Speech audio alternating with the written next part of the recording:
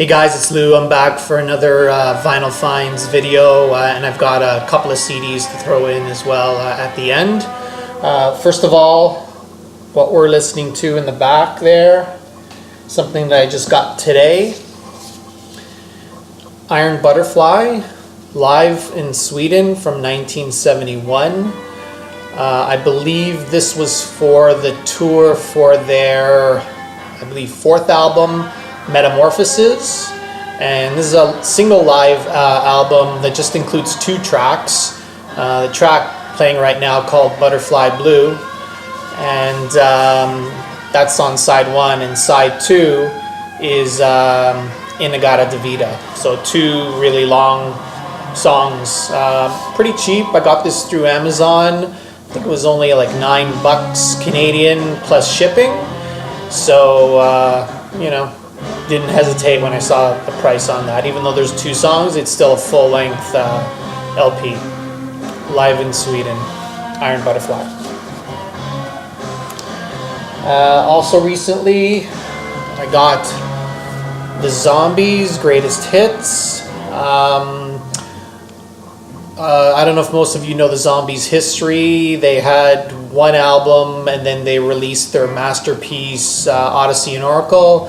And they actually broke up as a band before the release of Odyssey and Oracle, and that is just a classic psychedelic record that I recommend that you run out right away and get if you don't have it right now.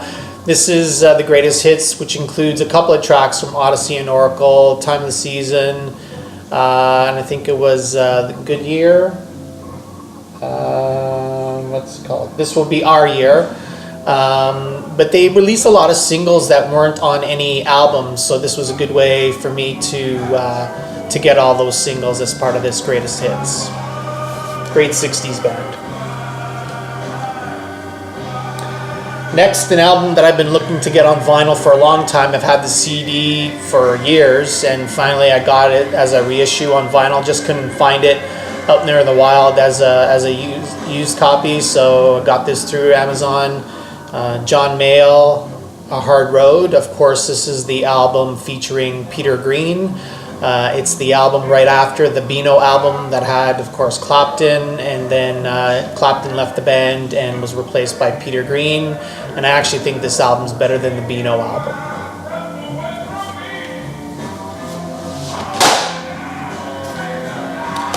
Okay.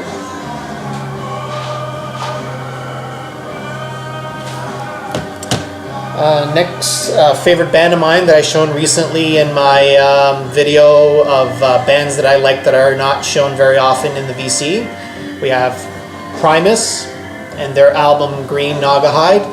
This is their second most recent album from Primus. It was their first album when they reformed with the original lineup, which included Tim Alexander on drum. No, this did not include Tim Alexander on drums. It included a guy named J.K., I think his name was.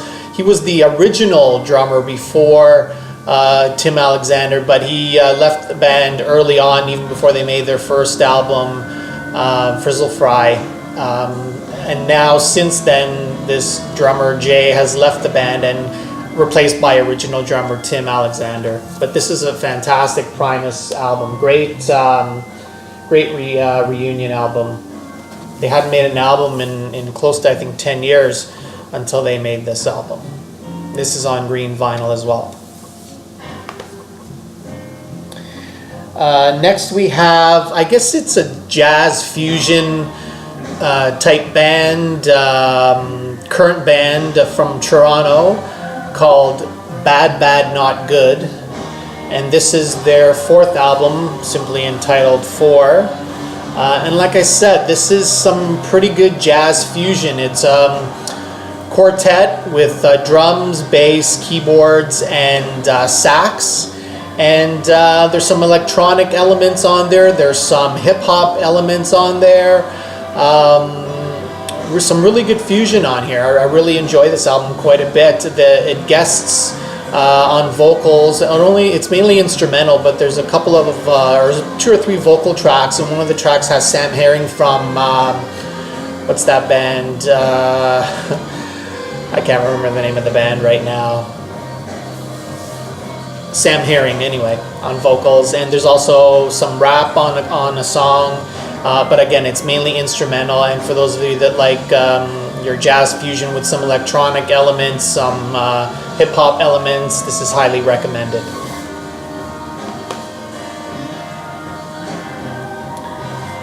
And next, another band that I showed in the video of bands that I like that are not shown in the VC, that are rarely shown in the VC, was My Morning Jacket. And this is an album that is produced by Jim James, who's the leader of My Morning Jacket. And it's an album for Ray LaMontagne. This, like I said, was produced by Jim James, and Jim James plays several instruments on here. My Morning Jacket, minus Jim James, actually was the touring band for Ray LaMontagne on this tour, even though those guys in My Morning Jacket don't play on the actual album. But they sound great live. I've seen some clips that are amazing. This album has a very... It goes away from Ray's original sound, which was more Americana type stuff, and this definitely sounds more Pink Floyd-ish type stuff for sure. I know Jim James is a big fan of Pink Floyd, and some of his solo stuff has started to take on some of that feel. But if you're a fan of Pink Floyd, I think there are elements on here that you will definitely enjoy. This was from 2016. It's called Ouroboros, I believe that's how you pronounce it, and apparently it, I guess it stands for the snake eating itself, I suppose, and I guess that's what it's a picture of, which is quite interesting. Single album. It's a very short album. It's about only just barely 40 minutes, but I got a nice gatefold there. Definitely some nice soothing atmospherics on this, for sure. And the last record that I have to show, I've recently seen some people show Bebop Deluxe in the VC, and it was a band that I never really paid much attention to, quite frankly, and used to see their records out in the wild and never really picked them up. But then I started to listen to some clips, and I found that I actually started to like what I heard. And I know that I've seen some Bebop Deluxe out there, and I've also seen some solo albums from their leader, Bill Nelson. And I was quite unfamiliar with their work.